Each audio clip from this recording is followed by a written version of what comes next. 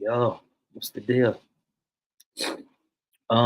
Today's topic is going to be me providing clarity as to what is Raza and who are Raza. I see we already got individual who's vocal and who shared the following comment or made the following statement. Fly God 182, mother the Raza means white. I have never known that. So you're gonna have to send me some information that supports your claim that the raza means white.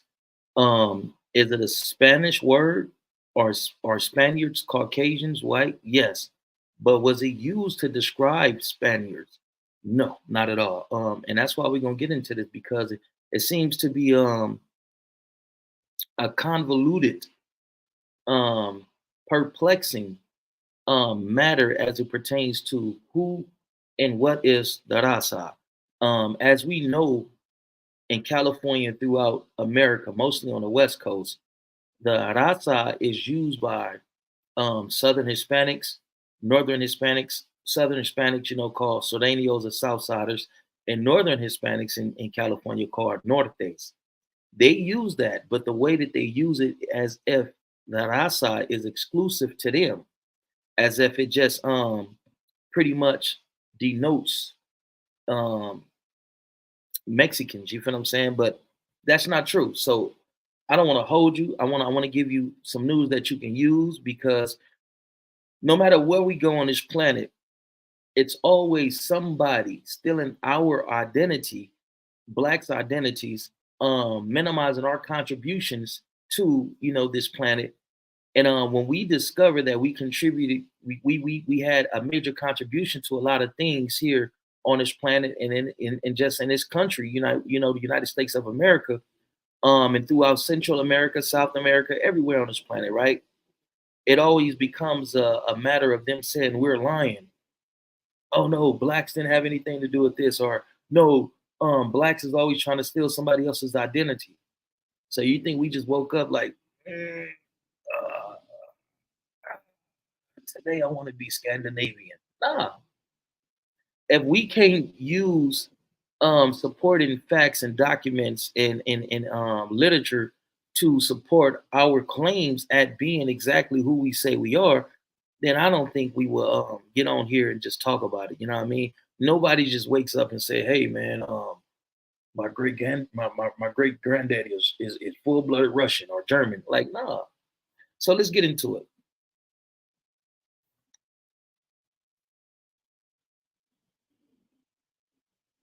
La raza. The Spanish expression la raza, the people or the community, literal translation, the race, has historically been used to refer the mixed race population primarily, though not exclusively, in the Western Hemisphere, considered as an ethnic or racial unit, historically deriving from the Spanish Empire in the process of racial intermixing with the Spanish, indigenous, and African slaves during the Spanish colonization of the Americas with the indigenous population of the Americas. That's what the raza is. So when we start talking about the raza, we have to take into account and accept the fact that blacks was a part of that community.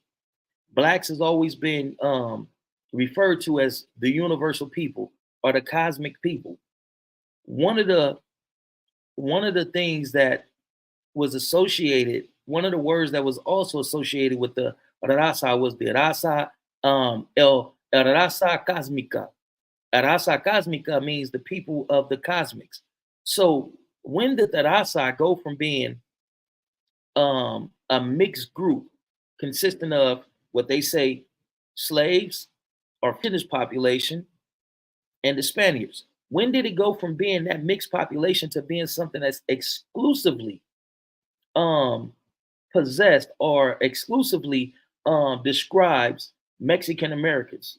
I tell you, the term was not used widely in Latin America in the early to mid 20th century, but has been redefined and reclaimed in Chicanismo, in the United States Farm Workers Organization since 1968. So in 1968, when the Farmeros was fighting for equal rights in Central California and throughout California, where you had individuals that was working in agriculture, one of the words that they used to identify them was Raza. And then as time progressed, you had other individuals who picked up on that word who were Mexican Americans or Mexicans coming over here to work, Mexican nationals coming over here, whether legally or illegally, coming over here to work, that adapt that identity or adapt that word, la raza. And then in the late 1980s or the early 1990s, a Hispanic American or a Mexican American dropped a song called "This is for the Raza, Raza, boom, boom, boom, boom, boom, this is for the Raza." And the Hispanics embraced that. A lot of Sureños embraced that and identified with that and tried to make it an exclusive definition of who they are. But per definition, the original raza consisted of black folks. So one thing that we know that they have always did, right, especially the Europeans, right, it's the science, right? I think they call it eugenics, right? Eugenics was first discovered or created in Africa. If you know the story of Yakub, right? Yakub, which was the big brain scientist, right, who understood that inside of every black woman was three genes. You got a brown gene, you can call it dark brown, almost black, but you got a brown gene, you have a red gene, and you have a yellow gene. The yellow gene is a mutated gene that produces albinism. Albinism is when there is no or little to no melanin production in the body. When you have no color, we all know what albinos are, right? The way that other races came to this planet was by way of albinism. So getting back to Yakub's theory of eugenics, right? When the Greeks went to Africa and they started learning all this philosophy and science and whatnot that the world wasn't privy to because it was exclusive to Africa. The first university was in Africa. Africa was a place that you had to go to and you had to learn. You had to go to Africa to become educated. Some of the first people to go to Africa and get the knowledge and take it back to their region and give Africans a little credit was the Asians. Going to Tibet, learning about channeling certain energy and whatnot, but it all originates from Africa. Africa was a place that you had to go on a pilgrimage to in order to obtain certain information and certain knowledge. So when the Greeks went there, when they obtained certain knowledge about eugenics and philosophy and whatnot, the first thing that they did was stamp it for themselves. So by selective breeding, this is what they did. By selective breeding, when the Spanish came over here, what they did, they gave they eventually got to the place where they utilized divide and conquer, right? They gave better treatment towards some indigenous people who were accepting gratuities from them and telling them, hey, you can't believe you listen, we don't really want to be your enemy. Once they seen that they just couldn't come over and take the land, and that it was it was a pushback. Once they seen that it was a pushback and they just couldn't come and take the land, they had to come here. Listen, no. We apologize about our approach. We didn't mean to come over here and try to seize the land and rape and pillage and we apologize. The individuals who did that, we sent them back on a boat. They're not going to be over here anymore. So here, let us give you these gratuities. Let us give you some spices. Let us give you some wine. Come into our settlement. Come into our villages. Let us treat you. Let us treat you good. Let us treat you right. But you can't see. This is all about the darkies. This is all about the blacks. Y'all cannot interbreed with them. We are family. We are family. We're here to help you. We want to colonize. I mean, not colonize. We want to civilize you all. We want to bring you up to speed with the modern world. But y'all cannot interbreed with the blacks. We're willing to help you. What do the blacks be? Vera Cruz? Oh, they be over there? And they be over here. Okay, thank you. Come into our settlements. That's how they came, divide and conquer. Even though the indigenous people fought alongside the blacks to resist and liberate themselves from the tyrannical behavior and the dictatorship of the Spaniards who were Caucasians, even though we fought the white man together, when a white man started offering preferential treatment, and when a white man started offering gratuities, and when a white man accepted them into their colonies and their establishments, they turned on us. So let's get into eugenics. This is how you have so many Mexicanos that look almost European. Did you know that it was a point in time to where the Mexicanos fought to be considered and labeled white? Did you know that? You didn't know that, huh? So all this time that we have been fighting for them and we have been vocal and saying, no, they need to be treated like this, and we support them, we got their back. They fought to disassociate themselves from you. They fought to get preferential treatment from the white man. They fought to isolate themselves from you. They isolated all the blacks in Mexico to the southern part of Mexico. And a lot of those communities where you have the indigenous, they're gonna have to call me back. But let me not digress, right? Eugenics.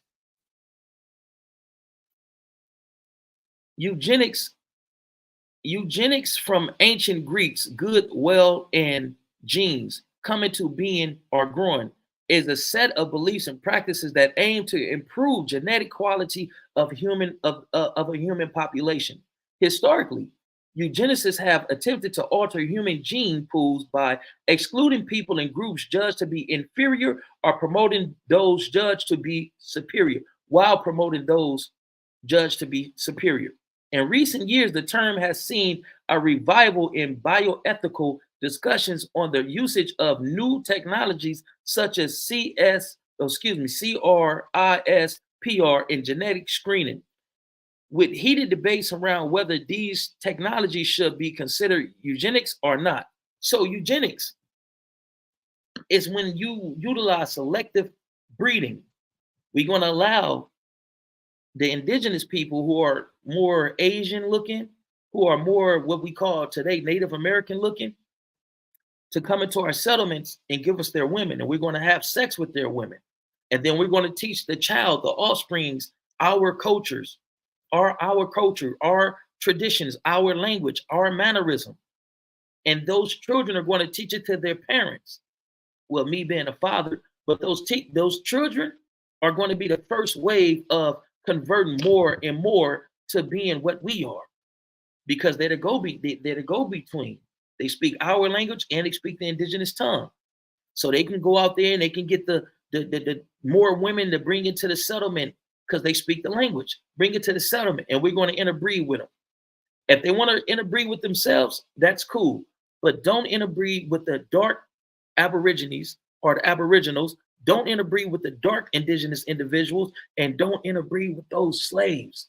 No, come and breed with us. And when you breed with us, we got certain gratuities and we got certain privileges that we're going to give you. So what I want to do now to support my claim, right, and everything that I'm saying, because all this has been documented. This isn't Bobby A.A. Jones just coming off with something off the top of my head and coming on and say, oh yeah, it was blacks on the Raza. No, this is facts. It's been documented. In the 1960s is when they took it and tried to make it exclusive to Mexicans.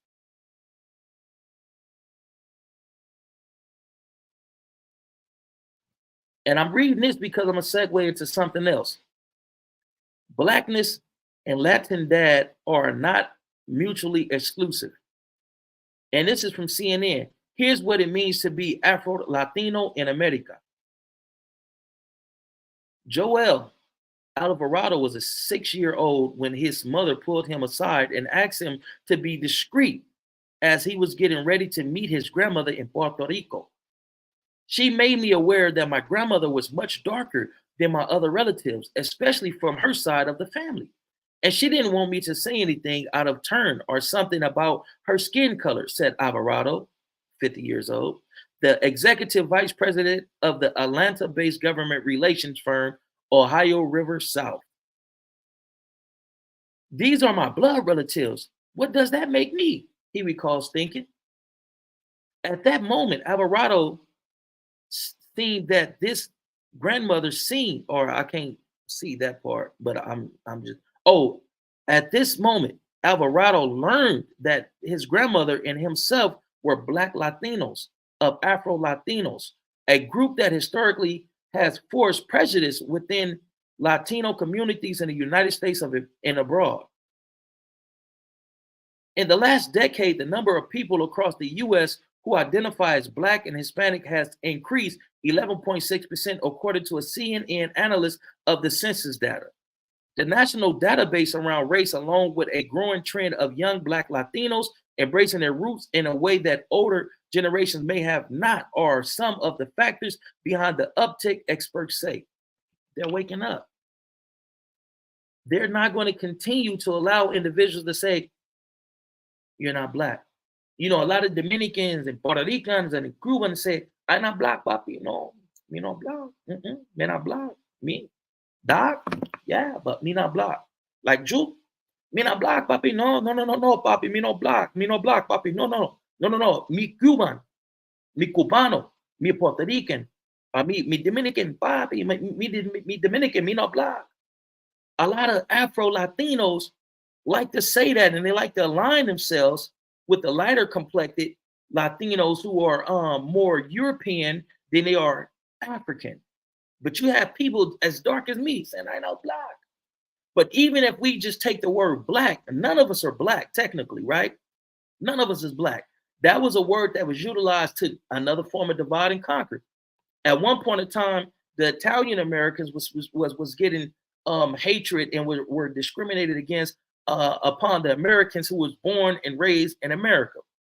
The Polish, the Italians, the Jewish, Caucasians, and all them, when they came over here, the American raised, born and bred Caucasians didn't like them. They discriminated against them, and that's what created, some of the first gangs in America. The first gangs was whites, not Blacks. The first gangs was white. And that's how the gangs formed, because the Italians feel like the American raised and American-born Blacks used to show them discrimination and come into their neighborhoods, beat them up, rob them, and just discriminate against them, right? But it came a time to where the Blacks were freed and the Blacks were succeeding. The Blacks was excelling. So what they did, they said, oh no, we all got to be together. So we're going to call them Black and we're going to call us white, because white served as an umbrella to unify them all. Now their numbers have increased by them categorizing and classifying everybody that was from Europe white. But I digress. A lot of Afro Latinos are starting to wake up and say, nah, I'm Afro Latino. So the African Americans, I'm aligned with them. I am that. So I got some proof for you. Let me play this for you. And then I'm going to read another little situation. This is Laz Alfonso, the actor from Jump the Broom. It's like your kind of connection with the Black community, but you're Cuban. I'm Black first. Yeah. I'm Black first. How you identify yourself? Are you full Cuban? I'm full Cuban. I thought he was Black too, but I am Black. Everyone thinks that you are okay, so, Black lineage. Let me explain how it works. This is another thing that I feel like we as Black people get caught up in, that separates us as opposed to uniting us. We get caught up in where the ship dropped us off versus where the ship picked us up. You know what I'm saying? We all come from the same root. It's just a tree with different branches. The same boat that picked up your ancestors picked up my ancestors. Only they dropped yours off here. They made a pit stop in the Caribbean and dropped mine off. But my ancestors still dealt with slavery. Still dealt with being, having their family and their life. So Spank and I were talking earlier. It's ripped from them and having to come back from colonialism and slavery. So, and it's not just African Americans, it's Afro-Cubans, it's Afro-Dominicans, it's Afro-Puerto Ricans. Like, all these people got to get out of their colonialized minds and stop thinking, oh, I'm not this, I'm this. Okay, yeah, you can be Latin, and the but you're black first. And the separatism that takes us apart when we all have the same struggle. We all see 100%. Because when I walk into a room, they ain't thinking, oh, we're going to give him a pass because he's black. Yeah. Or if a cop pulls me over, he's not like, oh, okay, I'm not going to shoot him or I'm not going to beat his ass because he's Cuban. No, I'm black. You know what I'm saying? And I'm dealing with the same struggle. So we all gotta unite and fight for the struggle together because we're all dealing with the exact same struggle. It's ripped from them. That is there.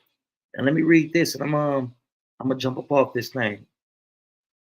It may be a little long, but I just want to give this person acknowledgement and salute them for, macking in on me and sharing what they share with me.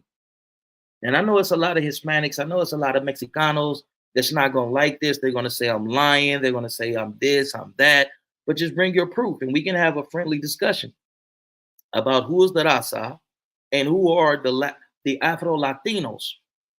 We've been here. And I know a lot of people believe that the melanated, carbonated people came here through slavery, but that's not true. Who you think put the Europeans up on the New World? The Malay Africans, the Western Africans. The Western Africans came together and they was looking at the Atlantic Ocean. And one said to another, hey, man, we got some people. And it's like us, being a while, say, man, we got some people in Mississippi, man. We got some people over there in Louisiana, man. We got some people in Arkansas. We got some people in Alabama. Well, we got some people out there. Yeah, we got some people out there, man.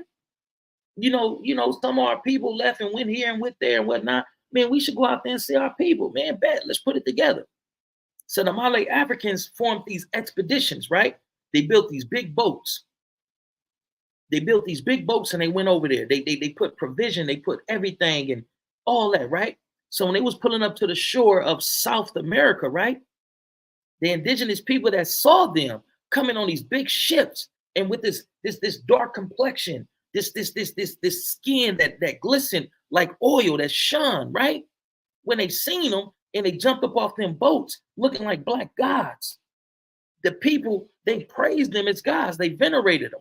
What they don't tell you is all throughout Latin America or all throughout Central and South America, they venerated blacks. They praised blacks like they were God. They called them the people of the sun. They thought we were really coming from the sun when we came over here. Dark complected skin coming from the east, looking masculine, in shape, a proper diet, shining, standing and walking upright, speaking with respect, dignity. All this, right? When we jumped up off them boats, man, the people, they bowed down and praised them. They say, no, don't praise us. We are family. We family, familia. Even though Spanish wasn't the language then, you feel what I'm saying? But they said, we family. And they say, listen, man, we brought some provision. Man, listen, this is what we brought. Hey, bring those beans. Hey, bring that rice. Hey, bring this and bring that, man. It's a party. It's up. It's a festival. When they went back and they told the other Africans, man, it's good. Man, it's cracking over there. Man, we connected with our people, man. We done showed them this and showed them that. And they introduced us to look what we brought back. The Moors became educated to the expeditions, and the Moors went and told Don Juan and the individuals from Portugal, the Portuguese. The Portuguese is the ones who went and told the Spaniards, hey, man, it's a new world. Y'all ain't heard about that new world. New world. What the fuck is a new world? Man, the West Africans, the Mali Africans, man, they going over there. They doing this and they doing that. Man, how you know this to be true? Man, the Moors, the Moors. They came and civilized us and taught us about mathematics, music, meditation, and all this. The Moors, the black Moors, man, the conquerors.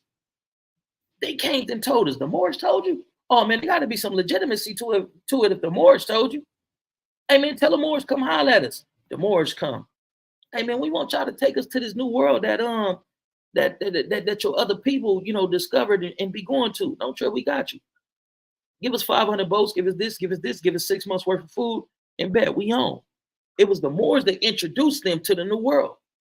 It was the Moors that went into Europe and brought them up out of an age of darkness. It was Moors that took education, mathematics, music, meditation, and all this to the Europeans. It was the Moors that went up there and civilized them. It was the Moors that told them how to infiltrate and how to betray us. Going back to Yaqub, designing this race of individuals by selective breeding.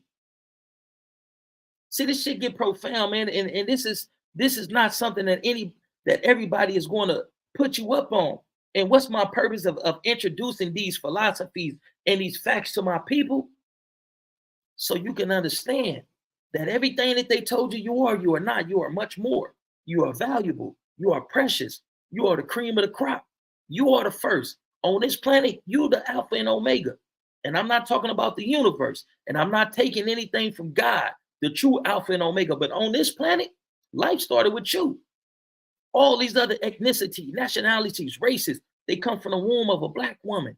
Because in that black woman is a gene that can produce something that looks like a Caucasian. Blonde hair, blue eyes, sensitive to the light, lack rhythm.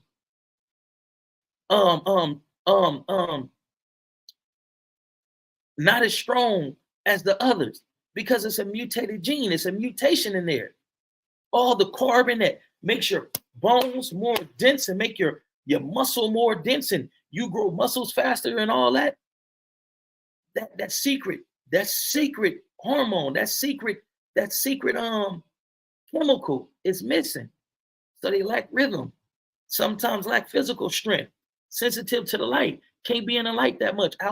Albinism is the way that other races came onto the face of this earth. And this is the truth.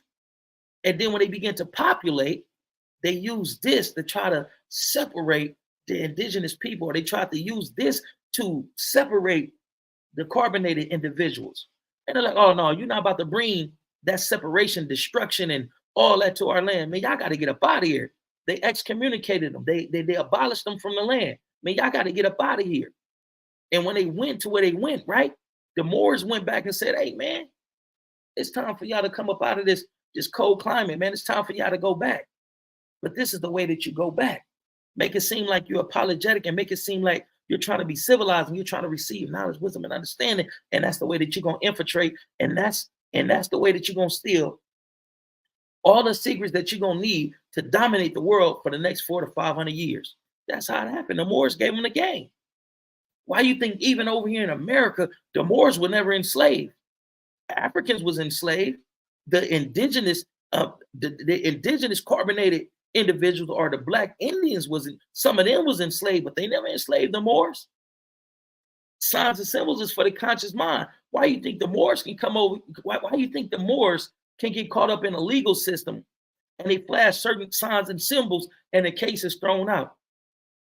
Why do you think the Moors know the law of the land so good? Because they was the educators that educated the Europeans. So they kind of got a respectful relationship. We taught y'all, we educated y'all. Let my people go. Don't harass my people. Don't touch my people. And when you come into contact with my people, this is what my people is going to show you. This is what my people are going to say, and you let them go. The Moors put the Europeans up on game on how to enslave the rest of this planet. The Moors gave them the game on how to infiltrate so they can dominate. See, but they don't give y'all this, right? But let me not get sidetracked. Let me read this because I appreciate this person sharing this with me. Even though they shared it with me and they have been receiving some criticism, it's all good. Let me see. Let me go over here.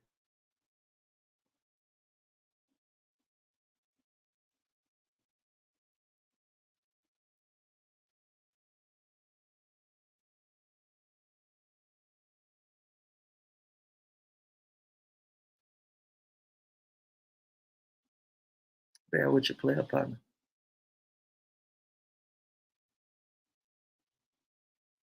Oh man, the comments had. Let me see.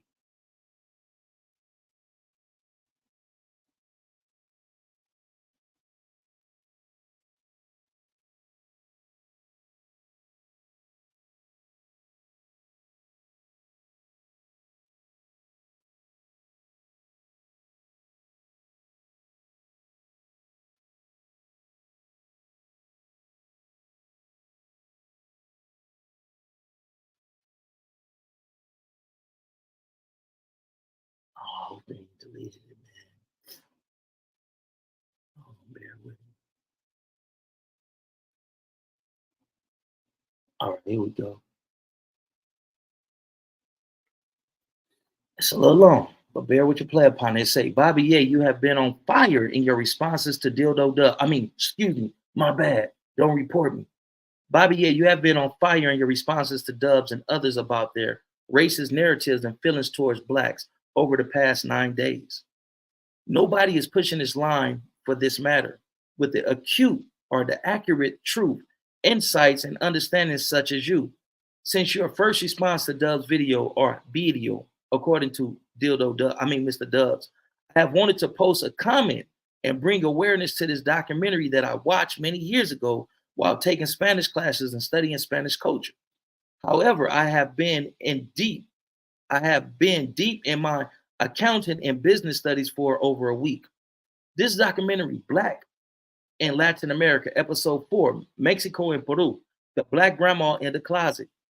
Remember the article I just read to you from CNN? Is on YouTube, and I suggest that everybody views it. It is really interesting that the title of the documentary says Black Grandma.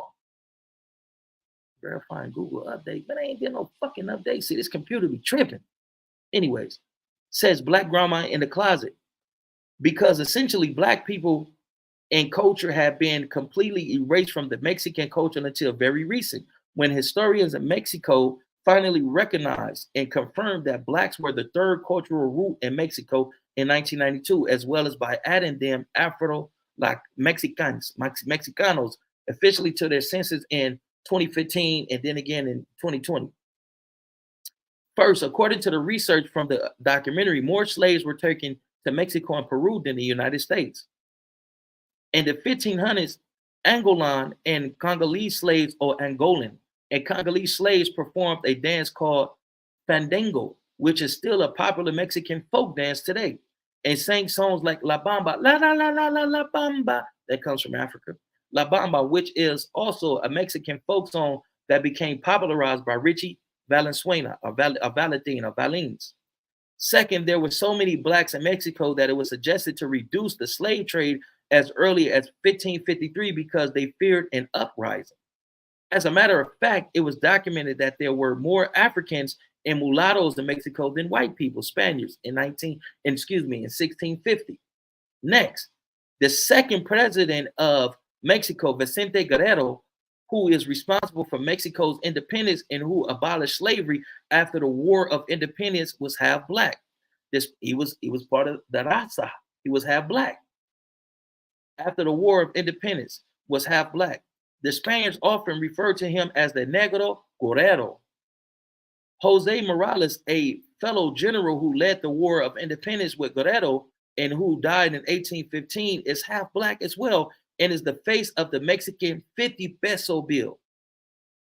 And as of 2011, when the documentary first aired, many Mexicans had no idea that these two men, who were symbolic to their independence, were of Black descent. The documentary dives deeper into mixing out of the three known races that you mentioned earlier in one of your videos of Spaniards, Indigenous, and Blacks. This mixing out was referred to as the La Casta painting. It is 16 paintings that explain different variations of mulatto mixes just by the mixtures of the three races.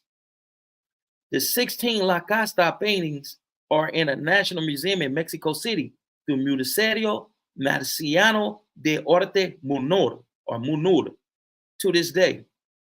They are the historical documents. They are the historical documents and proof that explain the common mixing and eventually the mixing out of the three races. The historians also noted that mixing out was very common to the Spaniards because they were Catholic and because they were also mixed with other races in Europe. A few to note: the Arabs and the Moors. The Moors conquered a part of Europe, and that was the Spaniards that were also the Italians when they operated in I don't want to say dominated, but occupied the island of Sicily. A lot of Sicilians have African blood in them. That's why a lot of Italians don't really consider Sicilians Italians, because they have Black blood in them. So the Moors at one point in time I don't want to say dominated, but they occupied and they civilized certain inhabitants of Europe. Multiple testimonies were included in this documentary that clearly confirm that La Raza includes blacks, a statement you have stood on in multiple videos, but two really got my attention. One was an Afro-Mexicano living in Guayaca, in the Guayaca region. He details his life experience as well as his reality that he is different from other Mexicans, discovering he is also black. He acknowledged the racism because of his skin color and implied that people like him are often harassed and accused of being from Cuba. The second that stood out to me was a Mexicana who discovered that her family had a black ancestor or so when she took a trip to Cuba. She confronted her grandpa about it, and his response to her is, "We are not black, we are morenos," which is a form of denial and conditioning to keep the grandma or grandpa in the closet to be accepted. Bobby, this is just a summary. Excuse me. I could have gotten more in depth, but this would take forever. I just wanted to give you this information to perhaps encourage you and the rest of your viewers to watch all 4 or 5 of the episodes. It will really inform you on this matter. I appreciate that. And that's coming from, I want to give you your acknowledgement, King or Queen. That's coming from True Princeton 951. I appreciate that. And with that, I'm going to close on that. You know what I mean? I can't close without saying too black, too strong. We all we need, we all we got. Man, let's find a way to love on each other. Let's find creative and unique ways to heal one another to where we can get back to protecting and standing for, advocating and provide for one another. We all we need, we all we got. What else? What else do we have? I'm asking all my Crips, my Bloods, my GDs, Vice Lords, Mickey Cobras, all of us, my player partners in the Bay, whether Kumi or Jama.